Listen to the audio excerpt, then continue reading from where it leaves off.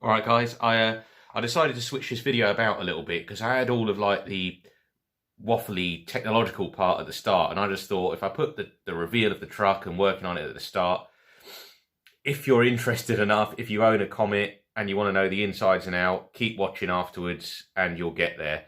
If not, just enjoy the cool bit of the video and the reveal of our, oh yeah, cheeky reveal there, of the brushless Comet. And have a good 2020, Happy New Year's, and cheers for watching.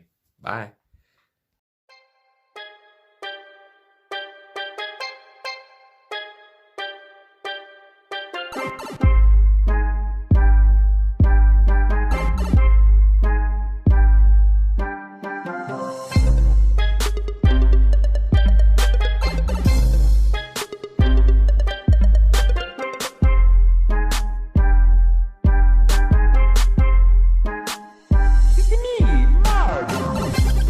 Yeah, it would help if FTX actually tapped that hole all the way through.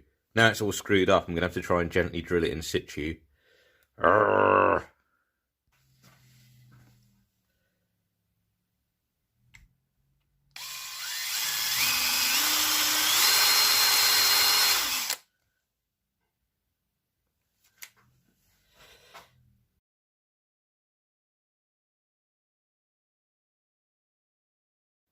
Check it out. How awesome does that look? That really finishes it off, that rear end. Taken the bumper away and just fitted that wing mount. Oh, my days. I'm really happy with that. I'm pretty confident now with everything we've learnt with these that this is the ultimate FTX Comet combo. Just as a little rundown, we're running all stock FTX front end, the whole front clip. We just gone for, I reckon, a 10th buggy size wheel is the best. Those were too small, they undergeared it. These ones, the FTX ones, too much sidewall squeegee you to tuck over and roll. So the front end, totally stock. I wouldn't even mess about with it. Light sort of duty steering servo, receiver. I put it in a waterproof case so you take it out in the rain. Get yourself a cheap little brushless combo. The motor size is 380, 390 just about fits, but you're getting very, very close to the edge of the chassis there. So I've taken the body off because we were really eating through the bodies, you know, smashing them up. So I've gone to the cage from the Desert Buggy, which are running naked. There's no panels on it. Going through to the rear end, again, all stock suspension. You've got the stock diff just with the metal drive shafts upgraded. And we've got the custom drive cups in there that we made from the Outback Fury parts. And again, a 1/10 buggy size wheel. These ones probably will be getting changed so I can get rid of the extenders. But guys, 80% of this is totally stock £60 truck, and the fact you can do that is incredible. So yeah, I'd say if you're going to buy one to do this with, buy the cage buggy, which comes with this already, because it is way more durable than the bodies, and also you can fit panels to it if you want. You could always fit a bit of alley. So if you buy the cage buggy, you won't have to invest in that. But really, it's yeah, it's not much of a combo other than that. I think the cage buggy comes with that front bumper. It comes with that wing mount. Oh, I just can't wait to go out and thrash it. But that's going to have to wait to New Year. But hope you enjoyed our waffle. Cheers for watching in 2019. And be prepared to see this get sent to the moon before long. Bye. So yeah, you've seen the reveal now. She's back on the shelf with all her mates. If you keep watching, I'll give you all the technical lowdown as to the parts we've manufactured for it, what we've done, what you'd need to do, why we've done it. So yeah, I recommend if you've got one of these and you want to do it up, I recommend you keep watching. If not, to be honest, it'd probably be boring. You know, go and finish off your Christmas chocolates and enjoy yourself. Cheers. It's one final workshop video to end the year. We've been lucky, we got a few new arrivals in the workshop. We've got Traxxas T-Max with a blown engine. Not quite sure what I'm going to do with that, because Paul's one was a little bit unreliable on the electric power, ball joints and things. This little Thunder Tiger SSK is a cool looking thing.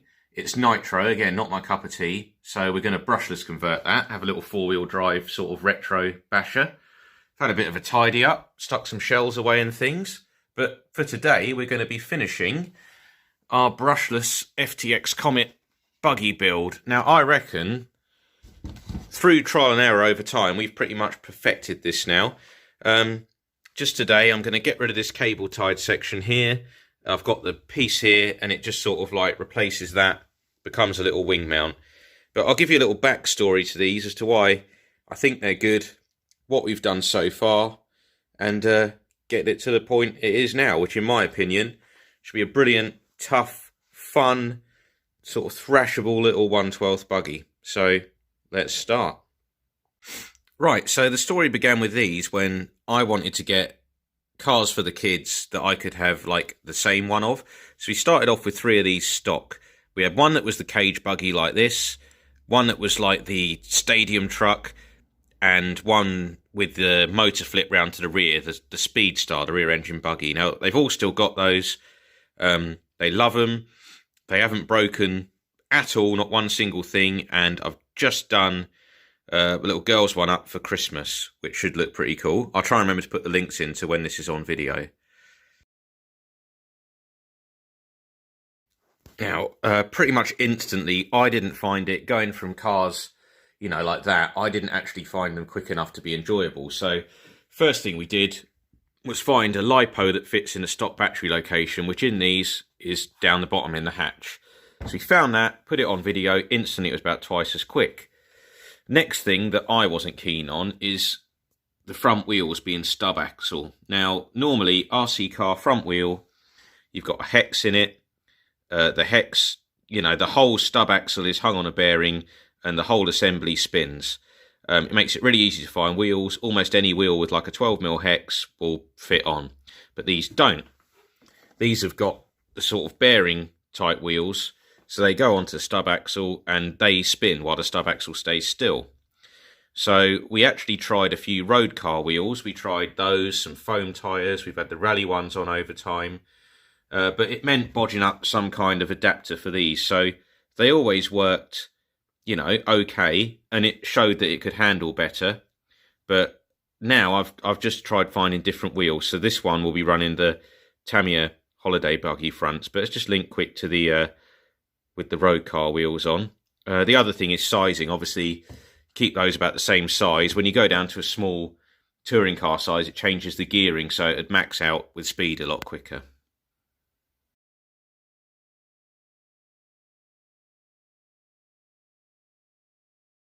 Right, next up was power. So this is the stock motor, and they aren't actually too bad. I think it's a voltage issue, because as standard, they get little 6.4 volt batteries. When you put the LiPo in, these perk right up. But that wasn't enough for me for long. I went straight to like full attack mode, and we managed to fit in a 540 size motor and all of the electrics, which meant having a big stick battery along here. Eventually we dremeled it out so the stick battery went that way. It was insane. It really was good. So we'll cut to that.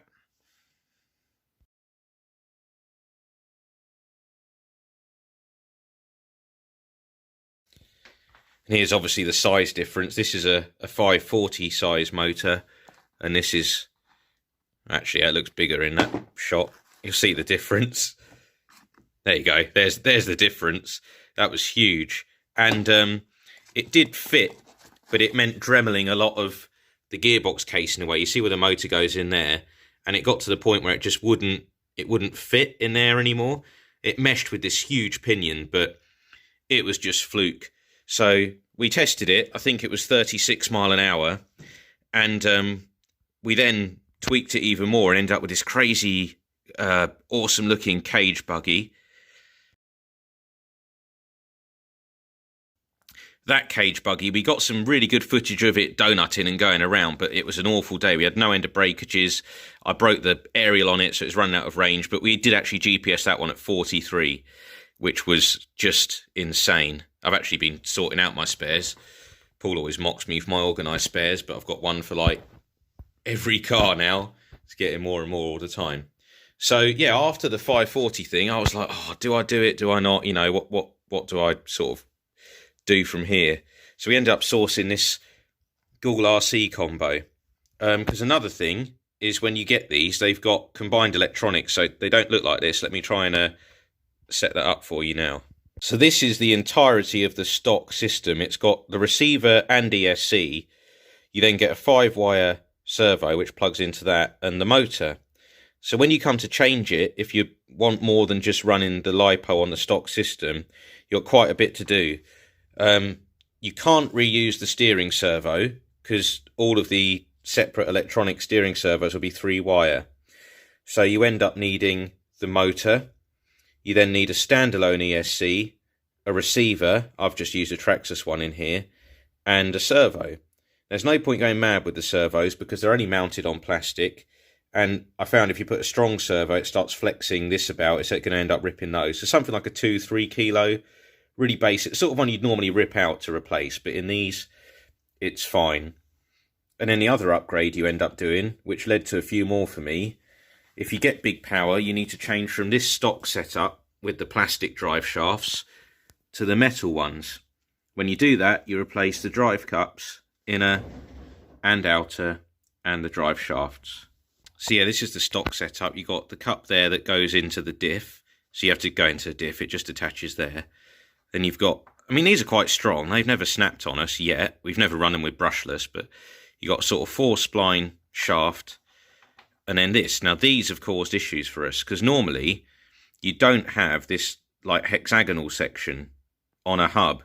And it meant that if you're trying to fit anything other than the standard plastic wheel hexes, they wouldn't fit on. You had to really bore out the middles. And it got to the point, because these don't run a pin, you see, because they can locate on there, there's no pin going through. So trying to run a regular hex on these with a pin, you had to, because the metal ones have got that same shoulder, you had to bore them out so much that there was no meat left for the pin to go into. So I had to come up to a solution there. And what I found was I got some FTX Outback Fury ones because I had them laying around from the crawler. And obviously, as you can see, these don't have any of that shoulder. They're just like regular. They come through the hub, you got your bearings, and then there's the pin and the threaded bit. But there was some machining. These have got a sort of, you can't see in the packet, they've got a flat edge in there. So the ball section didn't fit in. Once you machine that down, they fit perfectly. So that's another thing then. We can fit any sort of aftermarket wheel. These are the only disappointment on the whole truck for me because as you can see, they're flat faced. They got no offset. So currently I'm running quite large extenders. So the only thing after I finish this today, I'd just like to get some concave wheels so I don't have to run those extenders. They put quite a lot more strain on the sort of drivetrain as you're razzing around with those. Really, you want the wheel to butt up against the hub rather than be all the way over there, but that's easy to change. Just need to get to the model shop and buy some.